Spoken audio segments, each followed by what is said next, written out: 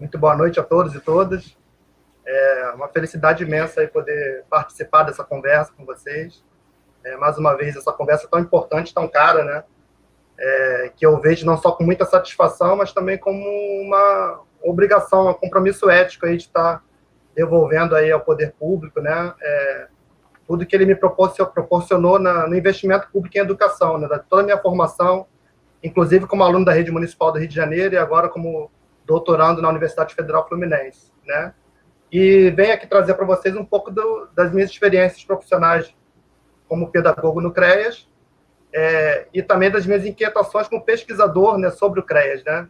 Eu posso dizer que eu saí do CREAS, mas o CREAS não saiu de mim, e já estou há quase 6 anos aí, depois da minha saída, ainda mobilizado com esse tema, com essa discussão sobre as medidas socioeducativas, sobre essa juventude. Eu vou compartilhar aqui alguns slides para a gente poder conversar.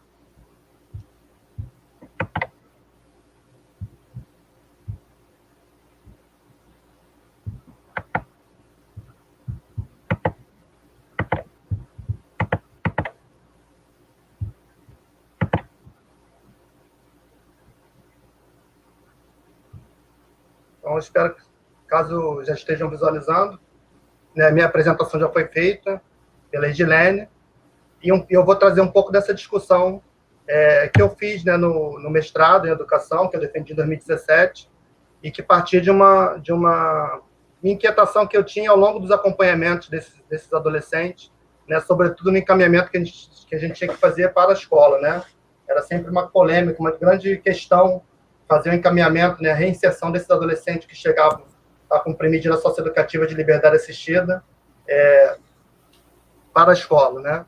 E aí eu começo essa reflexão com essa manchete, que é muito vista aí até hoje na mídia, né? Embora o Estatuto da Criança e do Adolescente já esteja fazendo 30 anos, né? Já é um adulto, já está na fase adulta, mas a gente ainda se depara com abordagens, né, que fazem uma distinção entre quem é o menor e quem é o adolescente, né?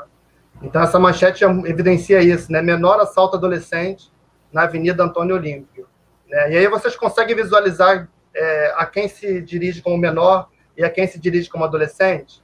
É possível pensar, né, que quando a pessoa que escreveu essa manchete se referia a menor, né, que tipo de cor, né, esse sujeito representa, que tipo de classe esse sujeito representa, que faixa etária esse sujeito representa? Se é possível a gente visualizar essa distinção, ainda que sejam pessoas na mesma faixa etária, é porque a gente ainda tem muito a avançar nessa discussão, embora, né, como eu já tenha dito, o ECA já tenha feito aí 30 anos. Então, eu vou passar um videozinho de 1 minuto para a gente poder também refletir um pouco sobre essa questão.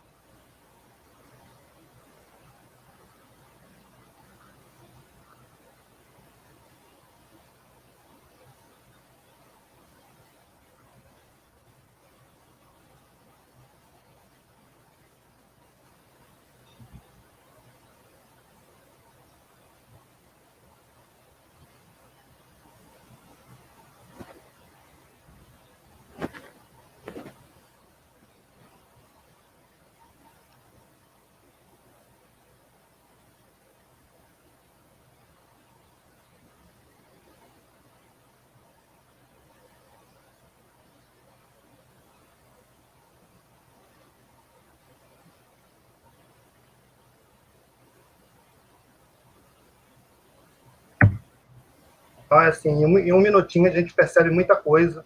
É um vídeo que fala muito para a gente, né, sobre essas estigmatizações pelas quais esses jovens, esses adolescentes passam, né, e a cada um desses rótulos que é dado, né, o suspeito, o marginal, né, o culpado, ainda que não tenha corrido o devido processo legal, esse jovem vai se invisibilizando, né? Então, essa é a questão, a grande questão que esse vídeo traz, né? Essa invisibilidade desses sujeitos quando a gente trata, né, da garantia de direitos, e que muitas vezes só vão ter alguns direitos garantidos quando eles vão cumprir uma medida socioeducativa, né? Então, a gente já, na experiência de campo de pesquisa, vai ter contato com adolescente, né, tanto no CREAS quanto no próprio DEGASE, que é a primeira vez que eles vão encontrar um dentista quando estão no sistema socioeducativo, a primeira vez que eles vão encontrar um psicólogo é quando estão no sistema socioeducativo, é quando eles vão ter a oportunidade de fazer um curso, ainda que a gente não tenha ainda um sistema, uma rede de proteção que é ideal, mas é quando muitos desses jovens têm acesso a esses serviços, né? Então, como já foi abordado aqui pelas colegas que me antecederam, né, eu atuei no CREAS entre 2012 e 2014, né, com supervisão das medidas em meio aberto, que são as medidas de liberdade assistida de prestação de serviços à comunidade, que são essas que constam em verde, né? Mas as medidas que o ECA prevê são as 6, né? A advertência e a obrigação de reparar o dano, que são medidas aplicadas diretamente aí pelo Poder Judiciário, e as medidas de privação de liberdade ou restrição, que é a semi-liberdade e a internação, né? Que aqui no Rio, no caso, é executada pelo DEGAS, né? Eu vou falar um pouco das experiências, né, como pedagogo no CREAS, no atendimento em meio aberto, muito embora os sujeitos da minha pesquisa também tenham passado, né, circulado e transitado pelas outras medidas. O Sistema Nacional de Atendimento Socioeducativo, né, que é a Lei 12.594 de 2012, vai traçar 3 objetivos para a medida socioeducativa, né? Isso é importante enfatizar, porque ainda se fala muito, né, que o ECA não responsabiliza, que não há responsabilidade dos adolescentes que cometem ato infracional, e isso é uma grande inverdade, né? Uma grande verdade que é utilizada até para poder recrudescer, né, o nosso sistema penal e restringir ainda mais direitos dessa população, né?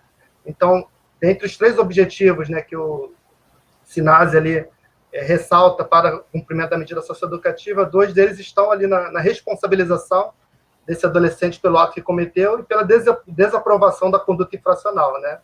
E o segundo objetivo aí que consta dentre estes elencados é a integração social do adolescente, né? Porque o fato dele ter praticado um ato infracional e estar cumprindo uma medida socioeducativa não tira dele todos os outros direitos que ele tem por ser humano, primeiramente, por ser criança, por ser adolescente, melhor dizendo, ainda que ele esteja em privação de liberdade no DEGAS. Então, por isso que no DEGAS tem que ter escola, tem que ter dentista, tem que ter atendimento de saúde, assim como o CREAS, né, no território, tenta também articular esses serviços, esses direitos para essa população, né? E aí, assim, é bom a gente enfatizar que as dimensões da medida socioeducativa, ela tem a dimensão jurídico-sancionatória, que está nessa responsabilização, que está nessa desaprovação do ato infracional, mas ela também tem, principalmente, uma dimensão ético-pedagógica, né? Essa dimensão ético-pedagógica, ela tem que pesar mais, né? Por isso que tem aí essa balança, né? Com esses 2 pesos. As 2 dimensões estão presentes, mas aí pesa mais a dimensão ético-pedagógica, porque a gente está restituindo direitos, a gente quer reinserir esse sujeito nessa sociedade, né, de uma forma positiva e apresentando potencialidades, outros projetos de vida para que esses sujeitos possam ser inseridos, né? Então, assim, é importante enfatizar que o fato de restituir direitos, né, da medida socioeducativa não significa que a medida socioeducativa também não tenha o seu caráter sancionatório de responsabilização, mas uma responsabilização adequada, né, a capacidade que esse adolescente tem para cumprir, as suas condições de vida, a gravidade do ato infracional, enfim. Tudo isso deve ser pesado, né, inclusive quando define-se qual medida aquele adolescente vai cumprir, né, quando o Poder Judiciário define na sentença. E aí a principal inquietação que me levou a me aventurar no mestrado era o encaminhamento à escola, né? Como reinserir esse adolescente para a escola, né? Porque ali, naquele momento, a escola não era só um direito daquele adolescente, né? Mas também uma obrigação minha, enquanto técnico do CREAS, da família, que recebia aquele adolescente de volta ao seu lar, né? Do poder público e do próprio adolescente, que precisava prestar conta, né, da sua medida socioeducativa. Então, a escola participava desse binômio aí entre dever e direito, né? Para o adolescente é uma obrigação, é um pesar. Caramba, eu tenho que voltar para a escola, um espaço que eu já tive experiências negativas, provavelmente, ao longo da minha infância, que eu não conseguia aprender, que eu repetia de ano, porque é a grande marca que caracteriza esses sujeitos, é a evasão escolar, é a distorção em idade séria, como já foi dito aqui pelas colegas que me antecederam, né? Então, era uma escola que representava um sinal de fracasso para esses sujeitos, né?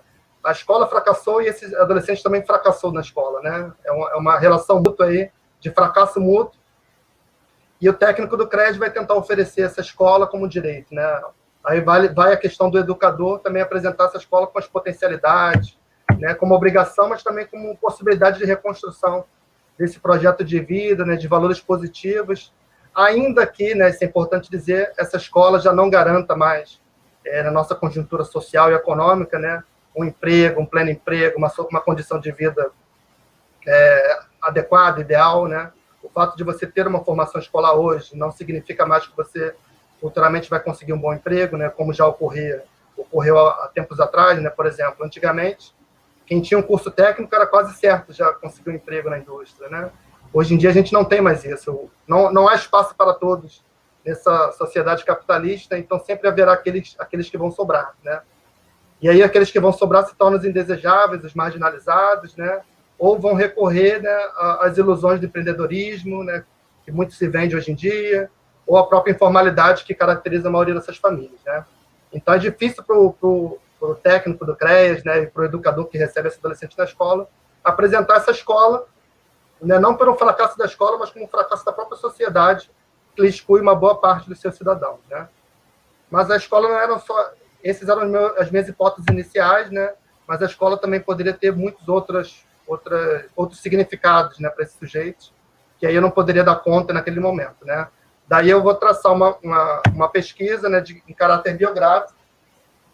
É uma pesquisa que se por um lado ela tem limitações aí para apresentar generalizações, né? Eu não posso falar, né, que todos os jovens do sistema socioeducativo passam por essas situações, mas a gente consegue também se aprofundar no universo, né, na biografia desses sujeitos e entender como a escola aparece na vida, como a vida aparece na escola, né? Uma abordagem que está conectando, né, esses dois mundos aí que muitas vezes são antagônicos, né?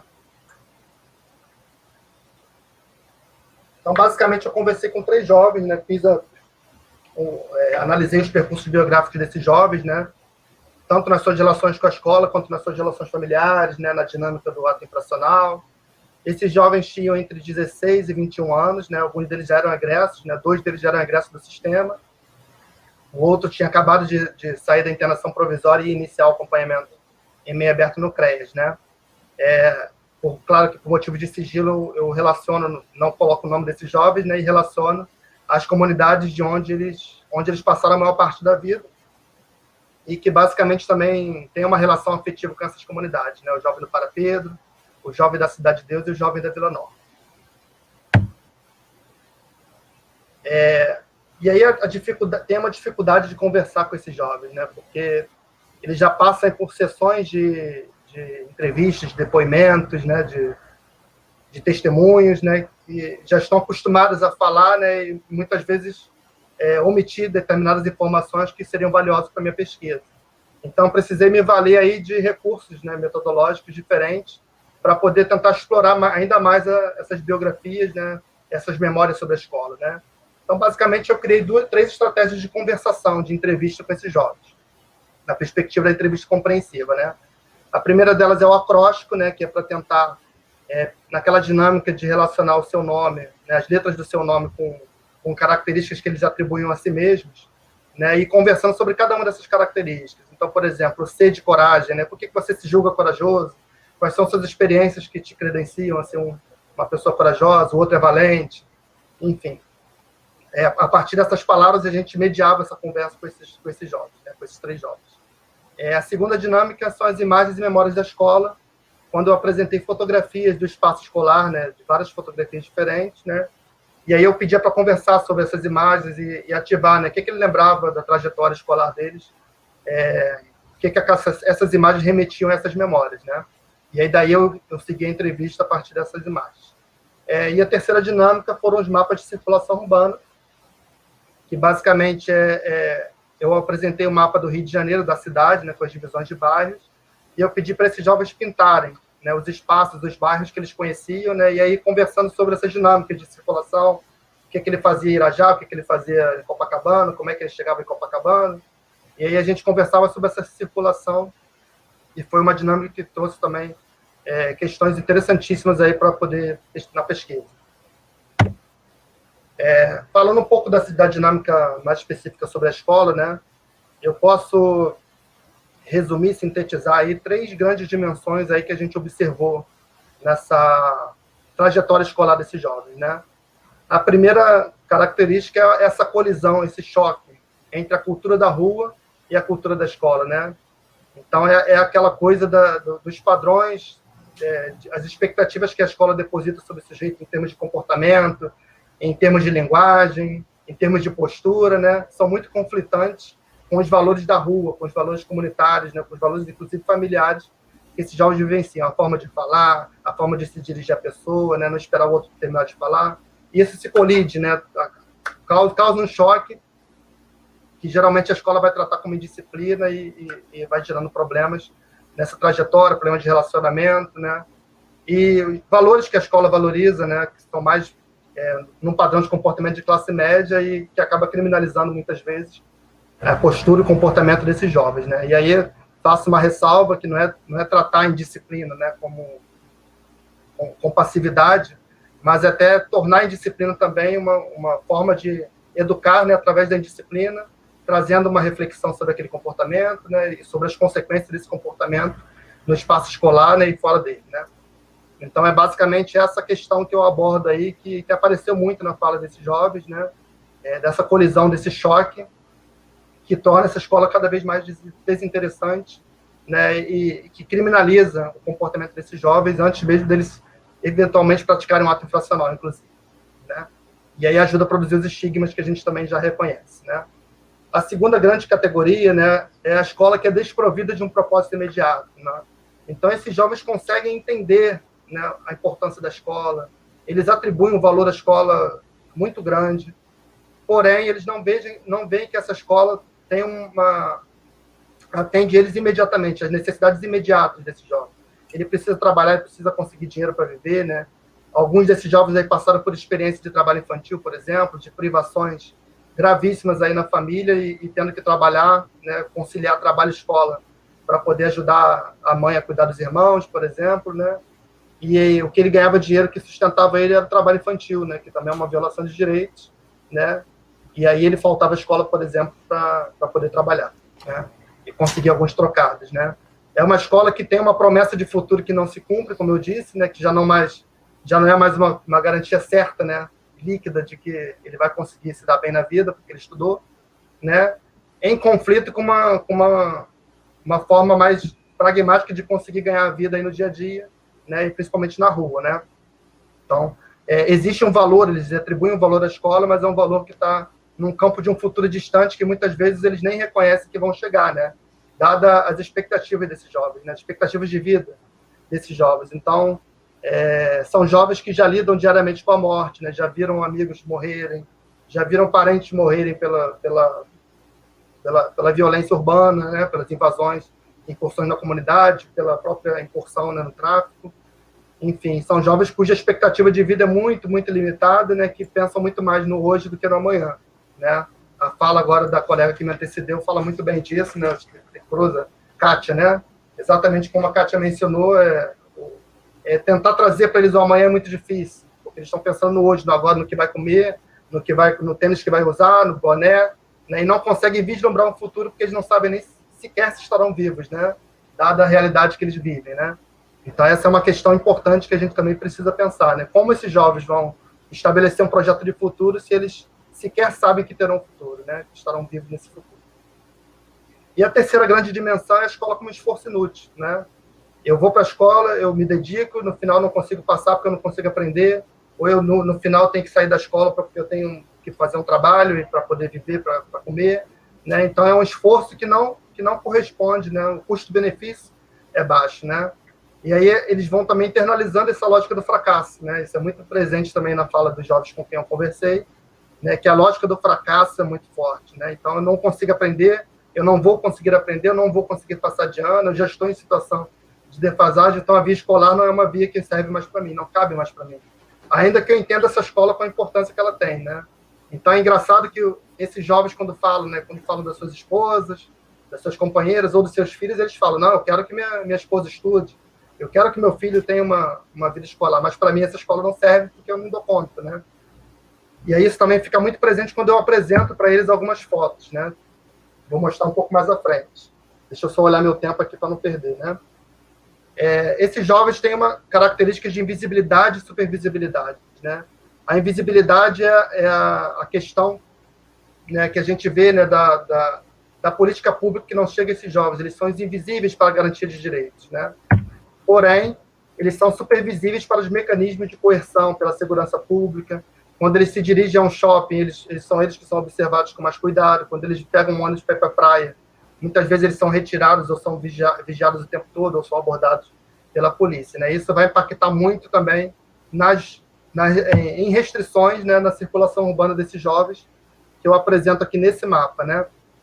Então, esse aqui é o mapa do Jovem da Vila Norma, né, que é uma comunidade ali que fica entre Anchieta e Nilópolis, né, já também saindo do Rio de Janeiro, né, e a gente percebe, é um jovem negro, e a gente percebe aí que ele conhece pouquíssimos bairros, né, ali a maioria ali demarcados da região que ele mesmo mora, e em experiências pontuais em outros bairros, né, ele mesmo fala, esse jovem fala para mim que quando ele foi à praia, ele é tido como imã de polícia, né, onde ele vai, a polícia vai atrás, né, porque já espera que ele vá praticar alguma coisa errada, ainda que ele não tenha praticado.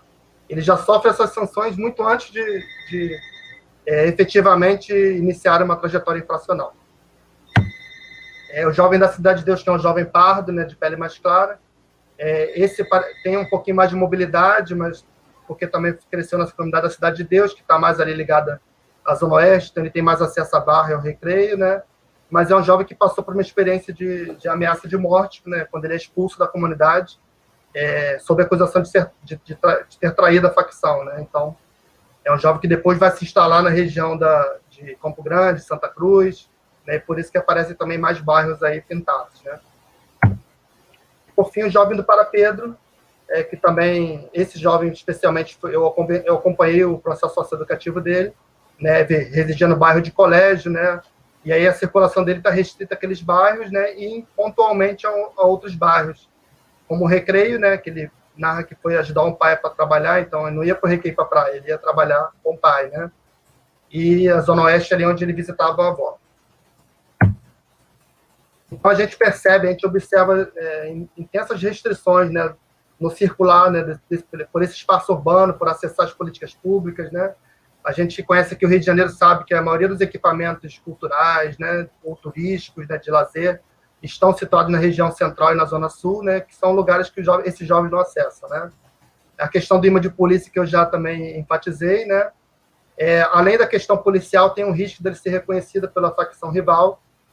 Então, esse jovem, né, que carrega características ali inerentes a ele, né, a forma de falar, a forma que coloca o boné, a forma de cortar o cabelo, né, traços, né, estigmas de sujeição criminal que o tornam também suscetível a se tornar vítima, né, tanto pela polícia quanto pela facção rival, né? E aí não necessariamente ele fez uma adesão ao tráfico, tá?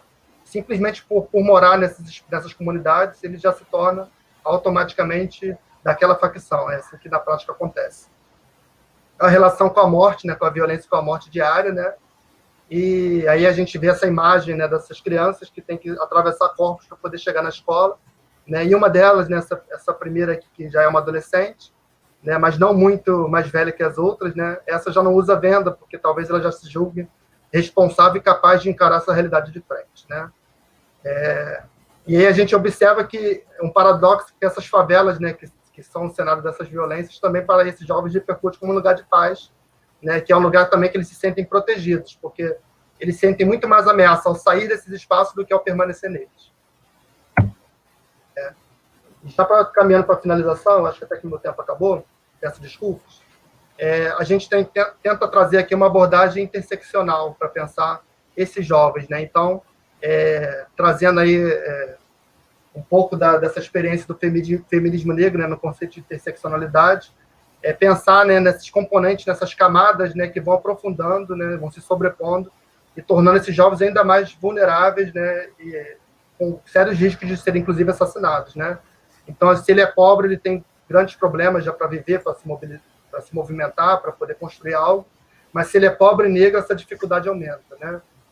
Não podemos desconsiderar, né, o impacto do racismo que atinge sobretudo, né, nesse sistema, tanto o sistema prisional quanto o sistema socioeducativo, quanto os próprios dados de homicídio aí no Brasil, né, que despontam os jovens pobres, negros e pardos, né, como os principais presentes nesse sistema, né, no carcerário, no socioeducativo e nos índices de homicídio, né. E ser jovem também é um componente importante, né, e por fim residir em favelas. Então, são características que vão se sobrepondo e tornando esse jovem ainda mais suscetível, né, ou a parar na cadeia, no sistema socioeducativo, ou parar no cemitério, né, porque muitos desses jovens, inclusive, acabam morrendo, né, e aí não tem como a gente cobrar projeto de vida, projeto de futuro para jovens que vivem, né, o tempo todo em ameaça, né, sendo ameaçados de morte, né.